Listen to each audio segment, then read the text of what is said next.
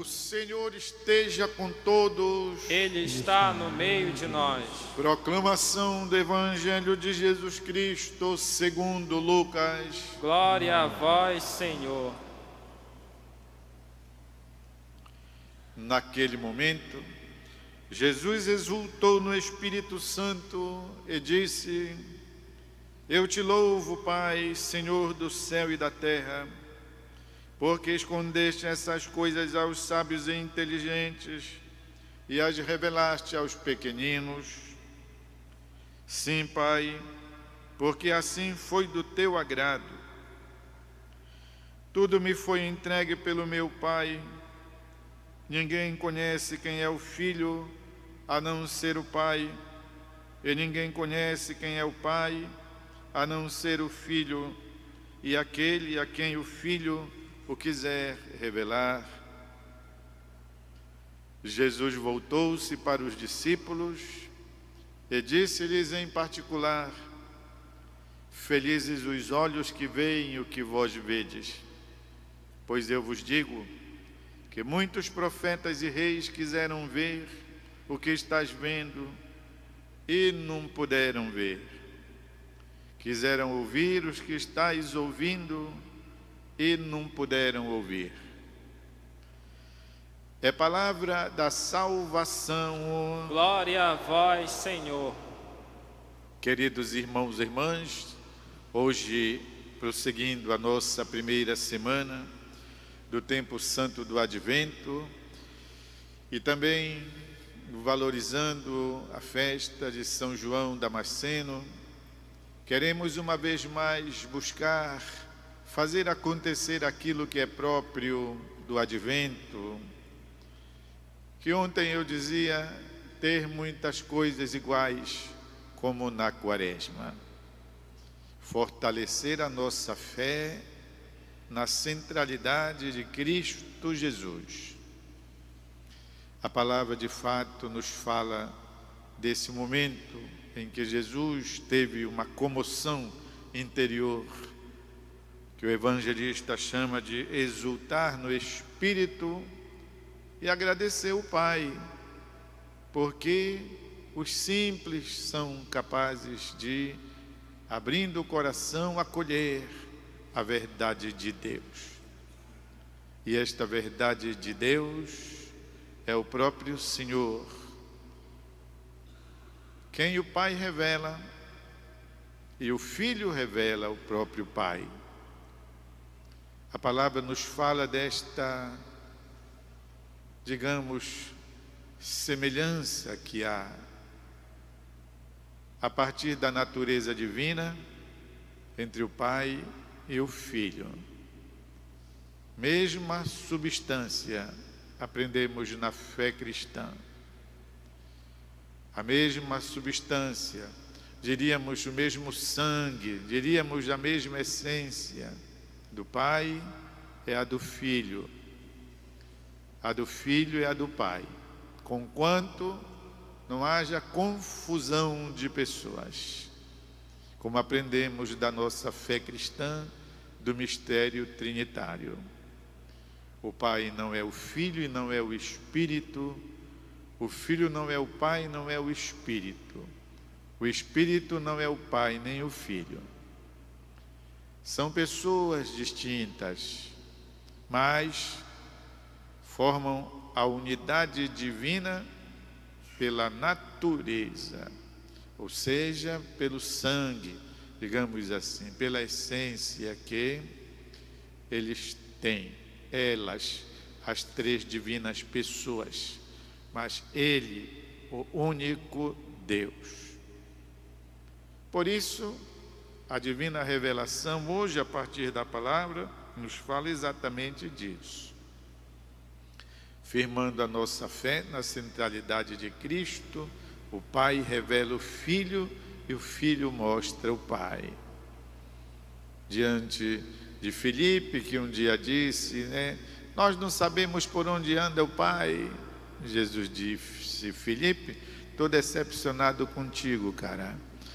Faz tanto tempo que eu estou no meio de vocês e você ainda não sabe. Quem me vê, vê o Pai. Eu e o Pai somos um, referindo-se à unidade de natureza, mantendo a distinção das pessoas.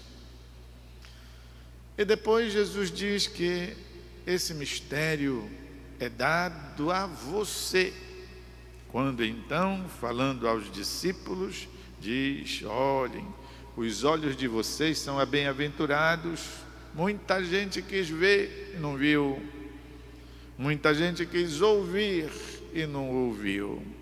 Para dizer, nós, os contemporâneos de Jesus, e nós hoje, que os somos na história, ou seja, somos os discípulos de Jesus e mantemos uma contemporaneidade com o Senhor, podemos ver e ouvir um convite, pois ao fortalecimento da nossa fé, pois estamos nos preparando para celebrar o nascimento daquele que vem. Dizia que nós também podemos aproveitar e valorizar o testemunho de São João Damasceno. João Damasceno é considerado o último padre, ou seja, dos grandes escritores e explicadores, em seguida dos apóstolos, o último padre da Igreja Oriental. Ele morre pelo século VIII, 750 por ali ele morre. Ele tem uma vida muito bonita. Alô, jovens? João Damasceno nasceu de uma família cristã árabe. Nasceu em Damasco. Recebeu uma educação primorosa de um monge siciliano. E este monge ensinou, sobretudo, a ler e a escrever. Não ler e escrever, mas a entender o que lia e a escrever com estilo, ou seja, ensinou João a saber expressar aquilo que ele entendia, aquilo que ele sentia. E de fato, João, em sua vida, foi primoroso nas suas obras. O pai dele trabalhava para o calife, era um administrador do calife de Damasco. E por conta disso também pôde ter uma vida mais agiata, mais folgada. Só que sabe como é, mudam os poderes, mudam as pessoas. E entrando o novo governo, a família de João começou a ser perseguida. E na perseguição política, perna para que te quero, foi embora para Jerusalém. E lá ele tomou uma decisão: vou me fazer monge para ler e escrever. E assim foi. E João dedicou a sua vida a isso. Tendo descoberto o Cristo, pois era de família cristã, começou a escrever para ilustrar a fé dos errantes, dos ignorantes. Ele tinha aprendido a escrever, ou seja, a traduzir na escrita conteúdos profundos da revelação cristã.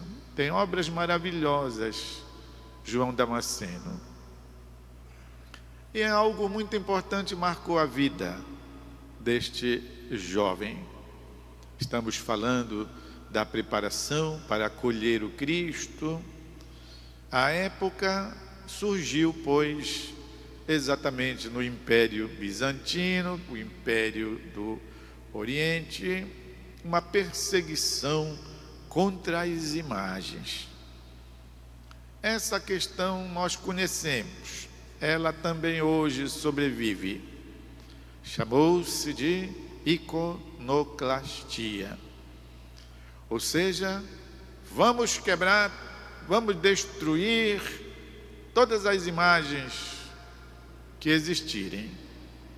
Quadros, imagens, estátuas, telas, nas igrejas, nos vitrais, nos mosaicos, guerra às imagens. Iconoclastia significa quebrar as ícones, as imagens. E os bizantinos e os orientais sempre gostaram muito, porque não é a imagem em si que tem poder. E isso João Damasceno explicou ao imperador João III, que foi quem desencadeou a destruição das imagens. Alto lá, calma. Você não tem o retrato da sua mãe lá na sua mesinha? Você não tem na carteira o retrato da sua esposa, da sua namorada? Não tem lá num quadro bonito a fotografia da sua família? Você não conserva? Agora a gente guarda dentro mesmo do celular as fotografias de momentos interessantes da vida da gente, de pessoas queridas. Ninguém faz isso, todo mundo faz. Então, você vai dizer que aquele retrato que tem da sua mãe é a sua mãe? Claro que não. É um simbolismo, é um significado, é uma lembrança, é um objeto pelo qual você tem afeto. Eu gosto muito deste vaso, porque quem me deu este vaso pintado à mão foi a irmã Leocádia, uma grande pintora, filha de Santana, lá do Colégio Santa Rosa. Pintou as mãos esses buquês de flores neste vaso de porcelana, queimou no forninho dela que ela tinha e me deu de presente. Guardo até hoje. Olho para o vaso e diz: irmã Leocádia. Então, eu vou dizer que o vaso é a irmã Leocádia? Eu não sou doido. Pois é, a mesma coisa funciona para as imagens sagradas.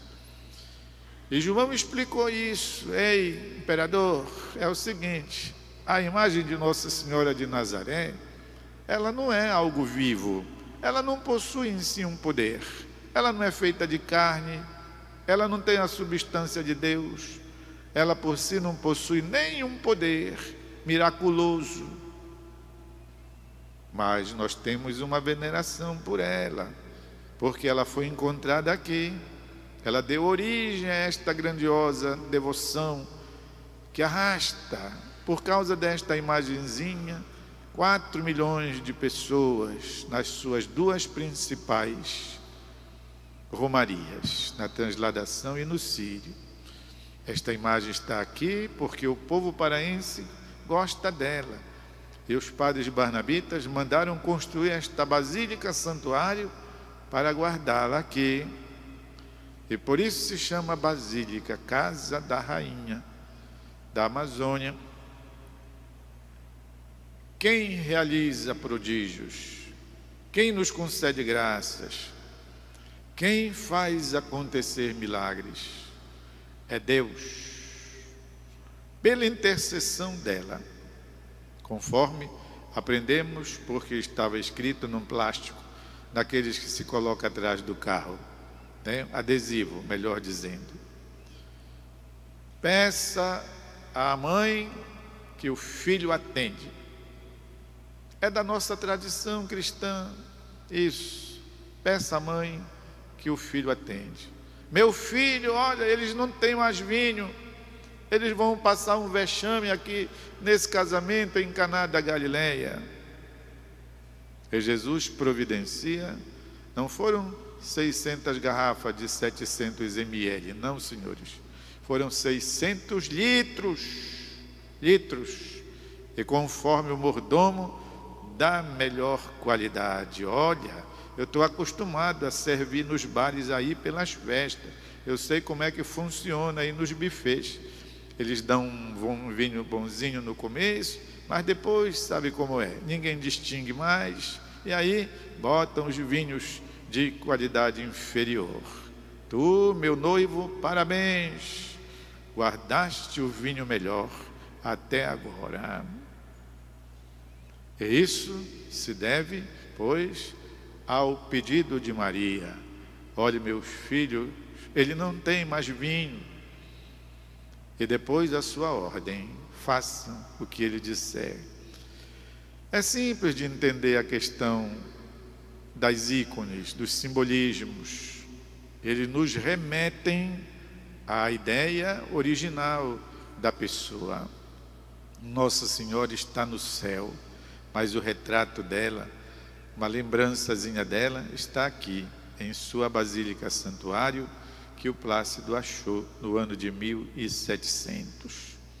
O mesmo nós podemos dizer das imagens dos santos, das próprias imagens de Nosso Senhor Jesus Cristo, que vem para nós na Eucaristia.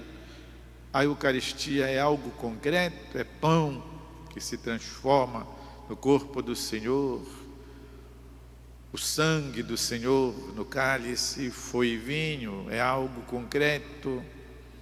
Assim como também os crucifixos, as vias sacras, são todos retratos de Jesus, quando ele esteve nesta vida terrena, nos momentos de sua vida no meio de nós.